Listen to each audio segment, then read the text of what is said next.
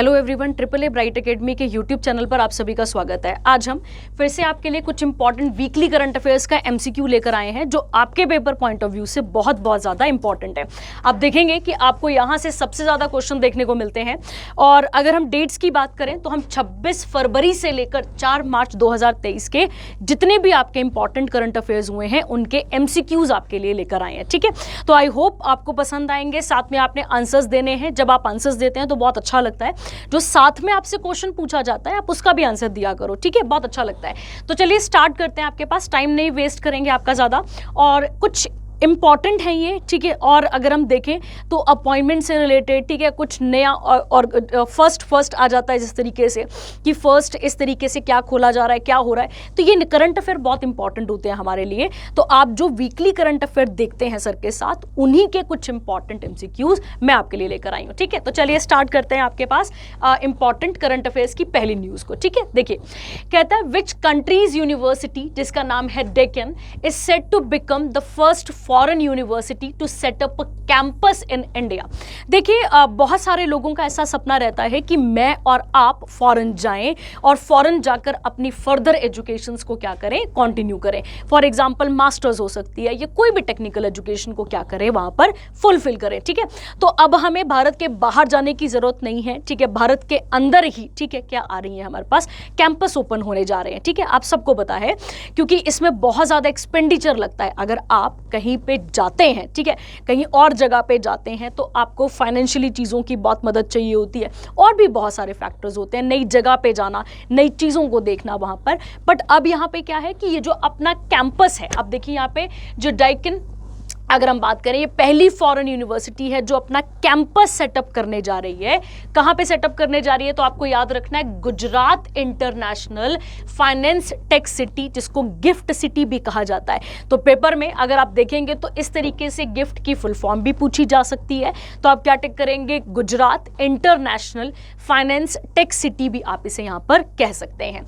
और कहां पर, तो आप देखेंगे गांधीनगर, और गांधीनगर कहां पर आता है, गुजरात के अंदर। ठीक है, तो आपको क्लियर हो गया पहला कि पहली फॉरेन यूनिवर्सिटी सेटअप होने जा रही है। कहां पे होने जा रही है, ठीक है, तो आपको पता चल चुका है, गुजरात गांधीनगर में।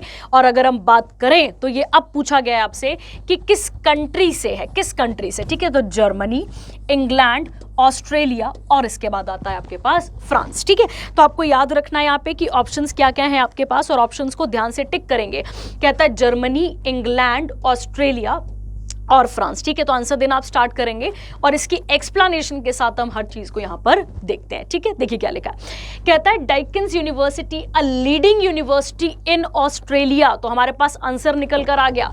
आंसर क्या है फर्स्ट वाले का, सी, ऑस्ट्रेलिया। तो कहता है कि अगर हम बात करें डेक्कन यूनिवर्सिटी की, एक लीडिंग यूनिवर्सिटी है कहां पे, ऑस्ट्रेलिया में, has become the first foreign university जिसे अप्रूवल मिला है, किससे, IFSCA से, मतलब international financial service centre authority, कि आप एक इंटरनेशनल ब्रांच कैंपस खोल सकते हैं। कहां पे, गिफ्ट सिटी। और गिफ्ट सिटी कहां पर आती है भाई, गुजरात गांधीनगर में हमें देखने को मिलती है। अगर हम बात करें इस पूरी की पूरी यूनिवर्सिटी की, अगर फिर हम बात करें कि ये फॉरेन जो आइडियाज हैं, ये जो फॉरेन यूनिवर्सिटी का जो आइडिया है, ये निर्मला सीतारमण जी ने अपना जब यूनियन बजट पेश करा था 2022-23 का, उसी में उन्होंने बोल दिया था कि इसके लिए कुछ फंड रेज किया गया है। फंड बोलने का मतलब है कुछ पैसा एलोकेट किया गया है, और इंडिया में क्या किया जाएगा, फॉरेन यूनिवर्सिटीज को सेटअप किया जाएगा। ठीक है, इतना आसान नहीं होता है चीज़ों को सेटअप करना, बट स्टिल, ठीक है, ये इनिशिएटिव लिया गया है। ठीक है, आगे बात करते हैं।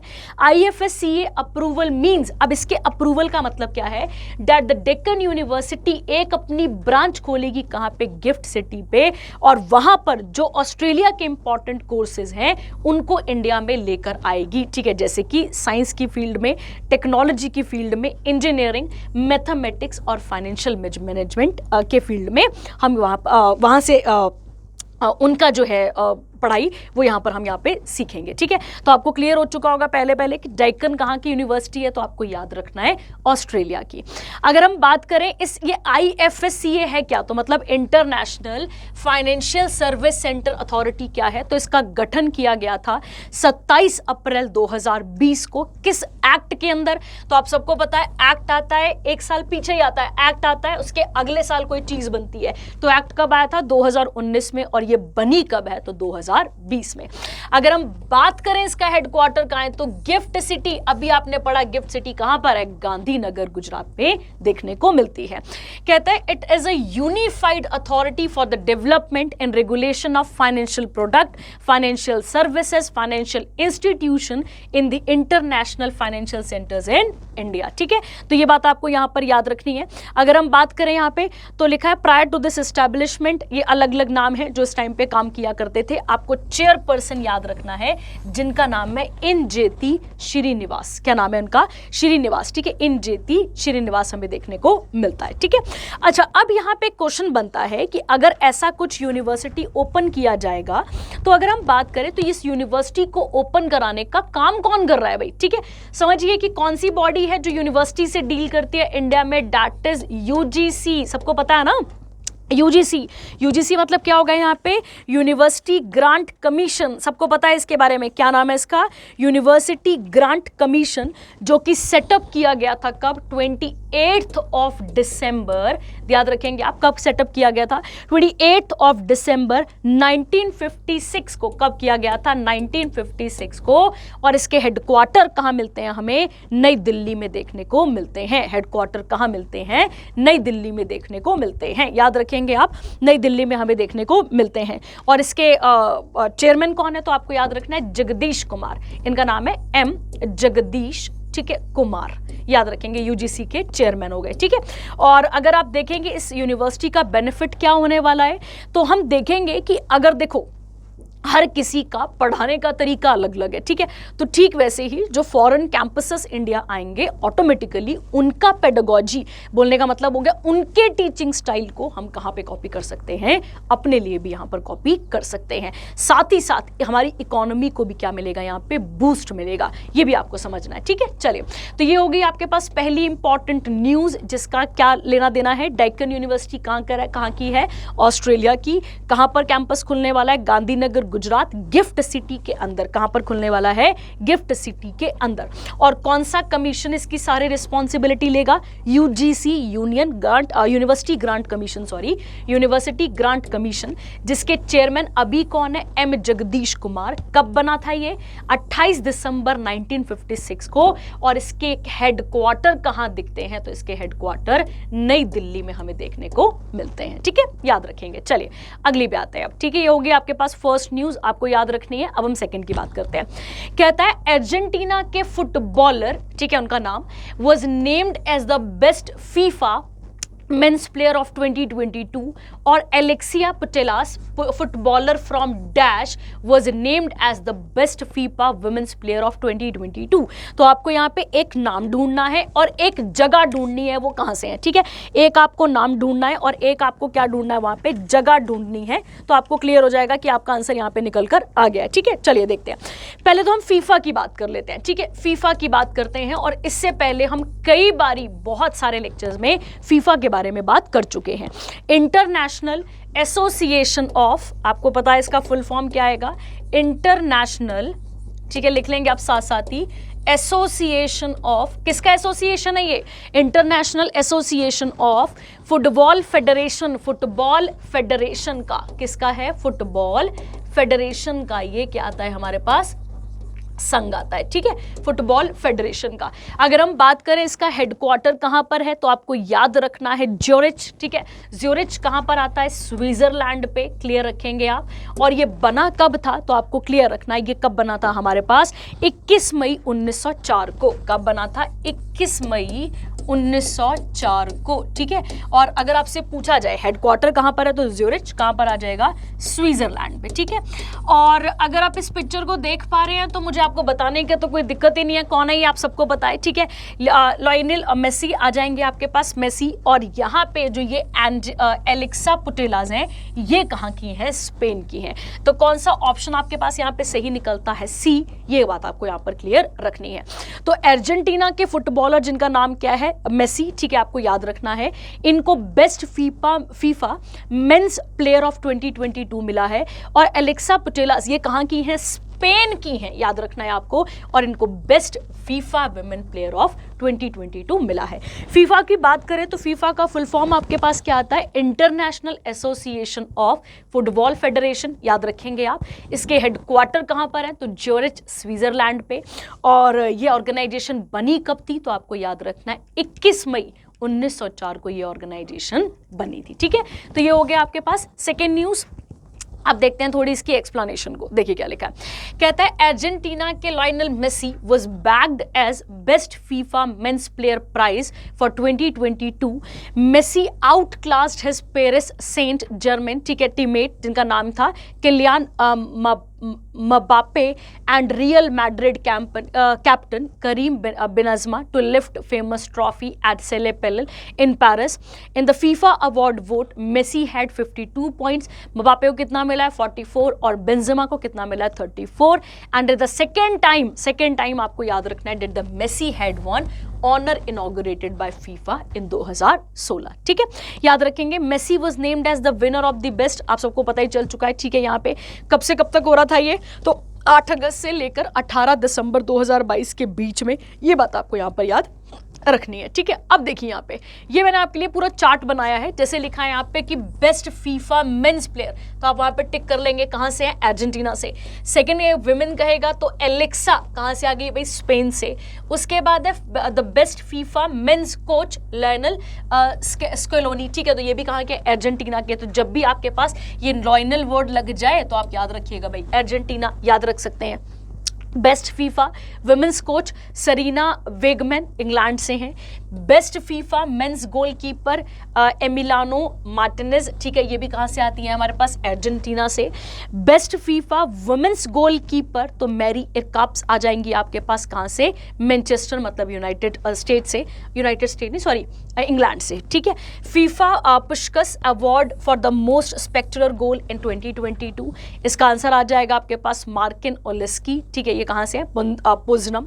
उसके बाद है यहाँ पे फीफा फैन अवार्ड 2022 अर्जेंटीनन फैंस। और उसके बाद है फीफा फेयर प्ले अवार्ड 2022 लुका लोकोशिविली, ठीक है। अब आप पढ़ लेंगे, थोड़ा प्रोनाउंसिएशन में दिक्कत हो सकती है, साथ में आप इसको पढ़कर यहाँ पे खत्म कर सकते हैं, ठीक है। तो ये थी आपके पास second news, very very important. 2 news आप कवर कर चुके हैं।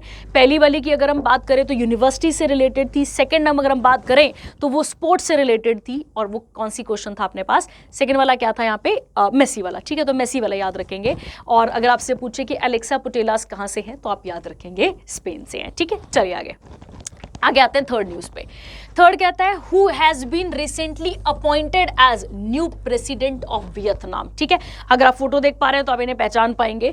तो कौन है यहाँ पे नए प्रेसिडेंट बने हैं, कहाँ के भाई, वियतनाम के। तो पहला ऑप्शन है ली दुन आहन, ठीक है। उसके बाद है ट्रैन देई क्वांग, उसके बाद है वो वैन तोहोंग, उसके बाद है वो थी अनहजा। अब भी नाम बड़े अजीब है, ठीक है, ये नाम तो डर भी लगता है इनको लेने में, ठीक है। तो आप पढ़िए इसको और देखेंगे आपकी ये 4 नाम है आपके पास, चारों में से आंसर कौन सा होने वाला है, देखते हैं। चलिए आइए, कहता है यहाँ पे the country is changing its top leadership as it continues its anti corruption campaign.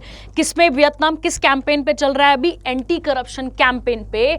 The national assembly of the socialist republic of Vietnam, इन्होंने किसे अपॉइंट कर लिया है, किसे इलेक्ट करा है, सॉरी, वो वैन थुआंग को। तो आइए जरा सा, वो वन थुआंग कहां पर आ गए, सी। इसका भी आंसर क्या निकलता है आपके पास, सी आता है, सी ऑप्शन आ गया। 52 ईयर्स ओल्ड है, a member of politburo of the communist party of Vietnam as a new president of Vietnam for a long term running until 2026। Mister Vo Van Thuong took oath as the new president बनेंगे ये, ठीक है, आपको याद रखना है। और आपको पता है ये वियतनाम की कैपिटल हनोई है। उसके बाद है नेशनल असेंबली के चेयरमैन हैं, क्या नाम है उनका, Vuong Dinh Hue, on behalf of parliamentary has recognised oath of the new president. ठीक है, तो इन्होंने इनको ओथ दिलाई है, आपको याद रखना है। प्राइम मिनिस्टर कौन है वहां के, फैम मिन किन। उसके बाद आ जाएंगे वियतनाम की कैपिटल है हनोई वियतनाम, और करेंसी चलती है वियतनामीज डोंग। अब आप मुझे बताएंगे, यहाँ पे हमने एक नाम पढ़ा ना, कम्युनिस्ट पार्टी ऑफ इंडिया कहाँ और कब बनी थी। ठीक है, ध्यान दीजिएगा, कम्युनिस्ट पार्टी ऑफ इंडिया कब और कहां बनी थी, ये आप मुझे साथ में आंसर बताएंगे। ठीक है, वेरी इंपॉर्टेंट क्वेश्चन, पेपर में आया हुआ क्वेश्चन है ये, कम्युनिस्ट पार्टी ऑफ इंडिया। और कम्युनिस्ट पार्टी के ही एक व्यक्ति थे जिनका नाम था एम.एन. रॉय। ठीक है, जिन्होंने 1934 में the idea to have constitution दिया था। आपने पढ़ा होगा इसके बारे में, मेकिंग ऑफ द कॉन्स्टिट्यूशन वाले चैप्टर के अंदर। ठीक है, चलिए आगे आते हैं फोर्थ क्वेश्चन पे। ठीक है, ध्यान दीजिएगा, सीपीआई वाला इंपॉर्टेंट हो गया आपके लिए। ठीक है, अगला आता है, who will head the committee that is expected to look at various areas of Adani's Hindenburg case। ठीक है, तो आपको समझना है यहाँ पे कौन है इनके केस के लिए, तो justice Manoj Mishra, justice Rajesh Bindal, justice A.M. Sapre, उसके बाद है जस्टिस अरविंद कुमार। ठीक है, अगर हम बात करें यहाँ पे तो इनके लिए जो है वो 6 मेंबर की कमेटी बनाई गई थी, आपको याद रखना है। और उन्होंने, ठीक है, किस तरीके से क्या क्या बताया गया है ये आप यहाँ पर देखेंगे। ठीक है, चलिए अब हिंडनबर्ग की बात करते हैं। पहले ये है क्या, तो ये एक फॉरेंसिक फाइनेंशियल कंपनी है। क्या है ये, अमेरिकन, आप याद कर सकते हैं, अमेरिकन फॉरेंसिक। ठीक है, याद रखना है आपको, फॉरेंसिक फाइनेंशियल। ठीक है, अमेरिकन फॉरेंसिक फाइनेंशियल क्या है, ये हमारे पास कंपनी है जिसका काम क्या है, करप्शंस को चेक करना। ठीक है, जिसका काम क्या है, करप्शंस को चेक करना। ठीक है, आप सबको पता है ये अभी 3rd रैंक पे आ चुके थे रिचेस्ट मैन की कैटेगरी पे, तो आपको देखना है कि इसके ऊपर जो केस हुआ है उसको हम यहाँ पर देखते हैं। ठीक है, चलिए, आपने सुना होगा कि इनके शेयर्स गिर गए मार्केट में बहुत बुरे तरीके से, आपने सुनी होगी न्यूज, बिल्कुल। ठीक है, चलिए देखते हैं क्या है। कहते हैं, supreme court ordered an expert committee to be set up headed by retired supreme court जज, जिनका नाम क्या है, A.M. सप्रे, जो कि एक किस बैच से डील करते हैं, PIL मतलब public interest litigation was filed on the recent Adani groups के बीच में। ठीक है, and crash triggered by the US based seller Hindenburg research allegations of fraud. किसका टाइटल लगता है इनके ऊपर, फ्रॉड का टाइटल लगता है, वेरी इंपॉर्टेंट, करप्शन से डील करती है। Meanwhile the supreme court also told the security and exchange board of India, SEBI को, to finish the probe into the Adani Group Hindenburg saga within a period of 2 months। ठीक है, तो supreme court ने 6 member expert committee बनाई है, जिसमें कौन कौन है, A.M. सप्रे हैं, जो कि कौन है यहाँ पे, former chief justice, former supreme court के जज रह चुके हैं, ये बात आपको याद रखनी है यहाँ पे।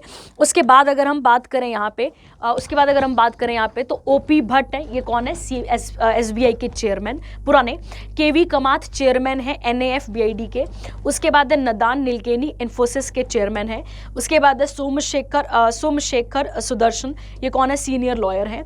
और JP देवधार कौन है, फॉर्मर बॉम्बे के हाई कोर्ट के जज हैं। ठीक है, तो आपको याद रखना है यहाँ पे कौन आ गए, तो भाई A.M. सप्रे आ गए। तो इसका आंसर भी क्या निकला, वाओ, इत्तेफाक से C निकल रहा है यहाँ पे, है ना, हर किसी का। चलो कोई बात नहीं, C आ गया आपके पास इसका आंसर। ठीक है, चलिए आगे बढ़ते हैं। इसके बाद अगला question, very important question again, यहाँ पे क्वेश्चन है आपके पास यहाँ पे कि Aurangabad which city of Maharashtra, जिसका नाम जो है अभी बदलकर क्या रखा गया है, Chhatrapati Sambhaji Nagar by the approval of ministry of home affairs. तो अब आपसे पूछा गया है कि उस जगह का पुराना नाम क्या था, तो पुराना नाम औरंगाबाद था, या फतेहपुर सिकरी था, या उस्मानाबाद था, या फिर क्या जाएगा आपके पास, सुल्तानपुर। ठीक है, तो आपको याद रखना है कि ये ऑप्शंस हैं, और संभाजी नगर अभी अभी नया नाम यहाँ पर रखा गया है। ठीक है, तो देखिए बेटा, आप सभी जो हैं वो कई बारी बहुत सारी चीज़ों को पढ़ते हैं, जब आप पॉलिटी को पढ़ते हैं तब भी आप देखते हैं कि भारत में ये जो नाम बदलने की प्रक्रिया है वो एक दिन की नहीं है। ऐसा नहीं है कि आज जोश आया और नाम बदल दिया, बिल्कुल नहीं।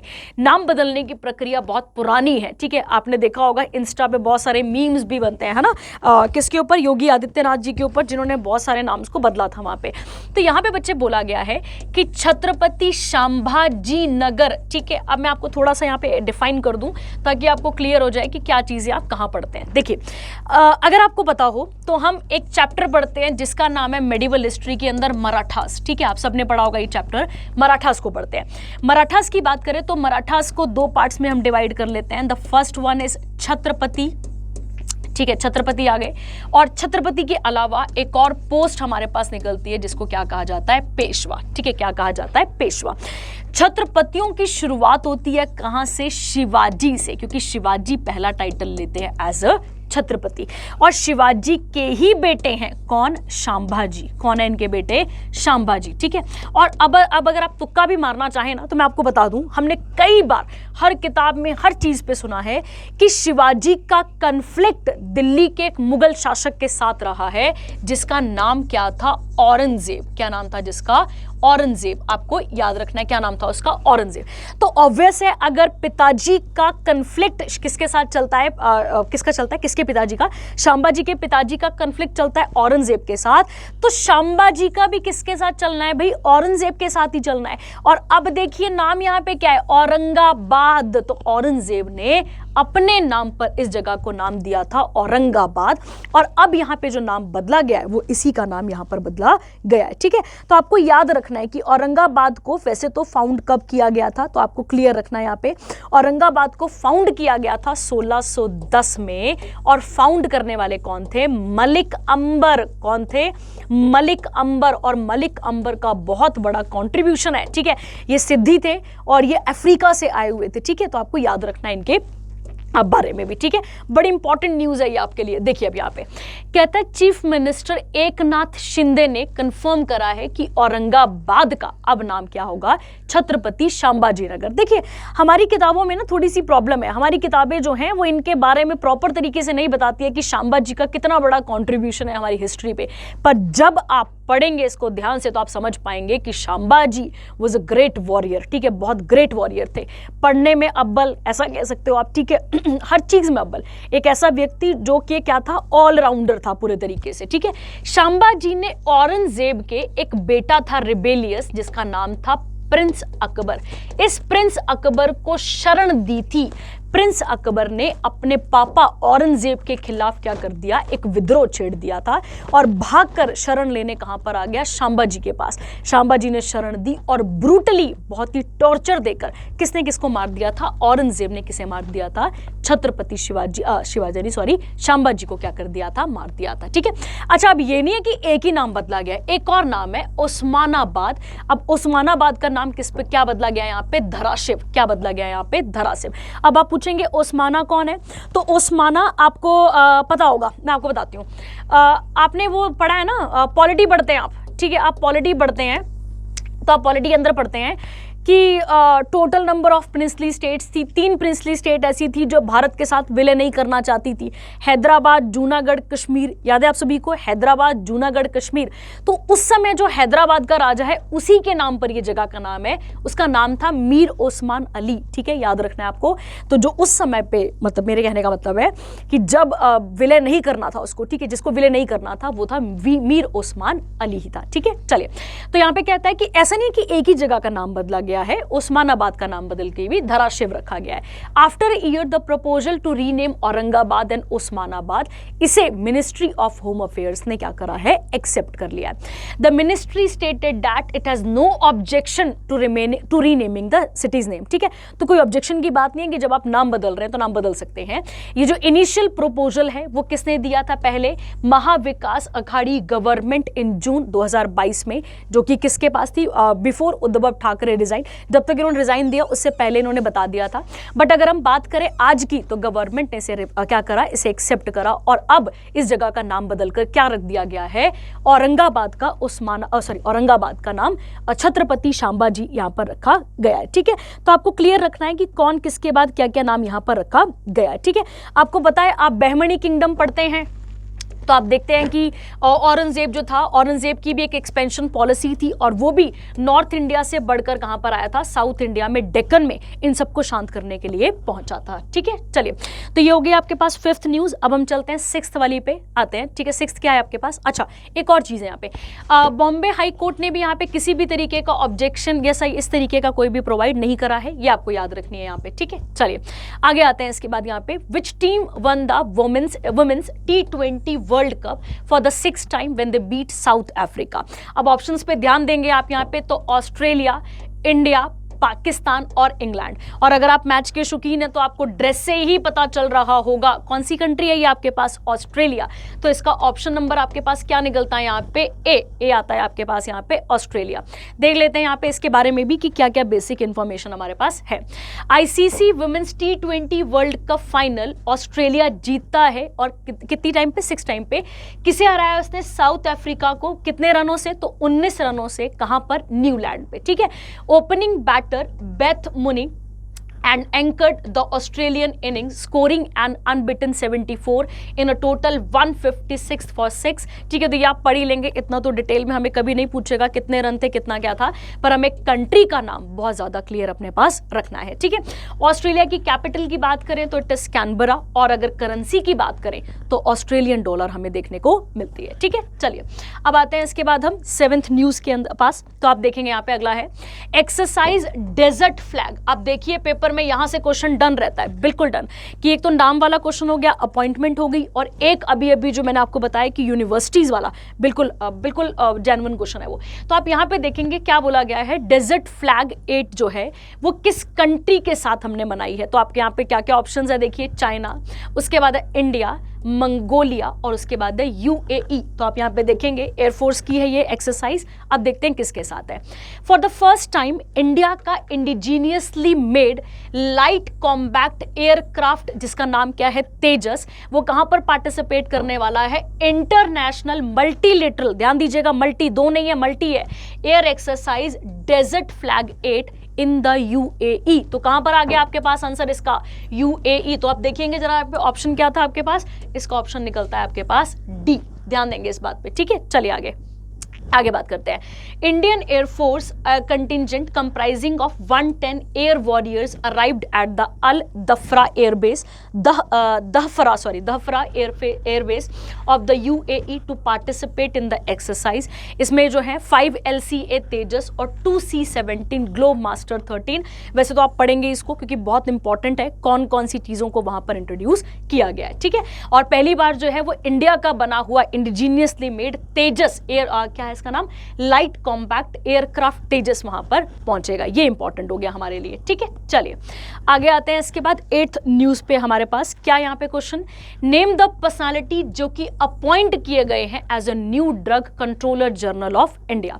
ऑप्शन देखेंगे यहाँ पे क्या है, सना रामचंद्र गुलवानी, विक्रम आदित्य सिंह किची, उसके बाद है आकांक्षा अबिस मरुता, उसके बाद है राजीव रघुवंशी। तो ये आपके पास लोगो आ गया इसका। अब देखते हैं यहाँ पे क्या क्या है, ठीक है। 8th वाला देखते हैं। चलिए कहते हैं राजीव सिंह रघुवंशी। अब आंसर देखिए यहाँ पे क्या निकल रहा है आपके पास, डी। क्या आंसर आ गया आपके पास यहाँ पे, डी। अब देखते हैं इस न्यूज को भी। तो राजीव सिंह रघुवंशी जो है वो अपॉइंट हुए हैं एज ए न्यू ड्रग, क्या लिखा है यहाँ पे, new drug controller general of India and central drug standard control organisation. Rajeev Singh Raghuvanshi जो है वो पहले क्या थे, Indian pharmacopoeia commission secretary cum scientific director. अब एक ही बंदा बहुत सब कुछ है ये, तो आप पढ़ लेंगे इसके साथ साथ ही।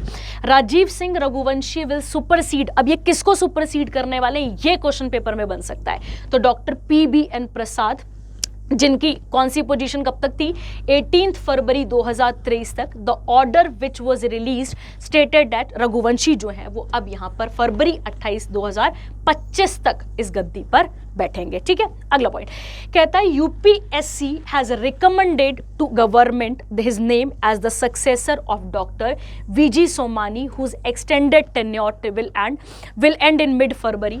The recommendation was last approved by health ministry, और उसके बाद जो है वो इनको प्रॉपर तरीके से कंफर्म करके यहाँ पर बिठाया गया है, ठीक है।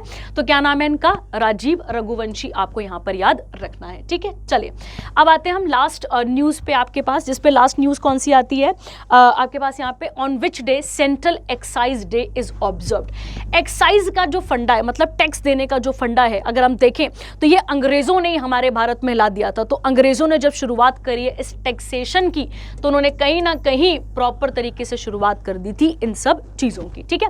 तो ये डे कब मनाया जाता है, 22 फरवरी को, 20 फरवरी को, 24 को या फिर 28 को। देखते हैं इस क्वेश्चन को भी, देखिए क्या लिखा हुआ है यहाँ पे, आपको दिख भी रहा है, ये देखिए लिखा है यहाँ पे 24 फरवरी। कहता है take pledge on central excise day to make our country free from corruption, ठीक है, वो तो कभी हो ही नहीं सकते, करप्शन तो हमें अंग्रेज दे ही गए थे गिफ्ट में, चलो पर फिर भी चलिए अब देखते हैं यहाँ पे इसके हम क्या देखते हैं इसके एक्सप्लेनेशन को। हर साल 24 फरवरी को सेंट्रल एक्साइज डे ऑब्जर्व किया जाता है, किसके कंट्रीब्यूशन के लिए, तो आपको ध्यान देना है कंट्रीब्यूशन किसने किया है, CBIC ने, central board of indirect taxes and custom. Every year central excise day is observe to raise public awareness, लोगों की डेडिकेशन, पब्लिक अवेयरनेस, ठीक है, इन सब चीजों के लिए ये डे मनाया जाता है। The primary responsibility of CBIC, ताकि लोगों को, ठीक है, जो मैन्युफैक्चर्ड आइटम्स हैं उनके ऊपर जो टेम्परिंग है किसी भी प्रकार का, उससे लोगों को बचाया जा सके।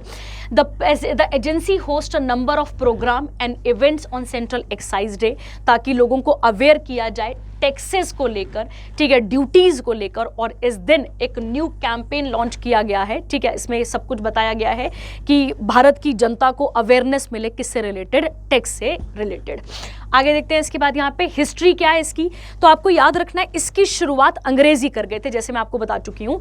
तो आप देखेंगे सेंट्रल एक्साइज और सॉल्ट एक्ट को पास किया गया था 24 फरवरी 1944 को। और सॉल्ट टैक्स के पीछे तो आप कितना बड़ा बवाल भी देखते हैं, सॉल्ट एक्ट के पीछे जो सिविल डिसोबीडियंस है, डांडी मार्च है, वो गांधी जी के साथ एसोसिएटेड यहाँ पर हमें देखने को मिलता है, ठीक है। तो यहाँ पर इसी दिन को कोमेमोरेट करने के लिए इस दिन को मनाया जाता है, ठीक है। तो आप याद रखेंगे ये थे कुछ इंपॉर्टेंट करंट अफेयर्स हमारे पास, जो कि पेपर पॉइंट ऑफ व्यू से बहुत बहुत इंपॉर्टेंट है, अगर आप ध्यान देंगे। अच्छा, एक और चीज रहेगी यहाँ पे CBIC के बारे में। CBIC के चेयरमैन कौन है, आपको याद रखना है, विवेक जौहरी।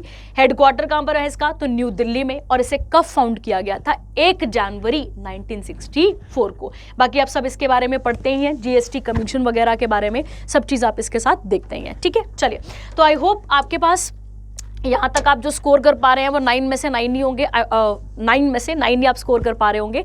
चलिए, अगर आपको पसंद आया तो thank you, have a nice day.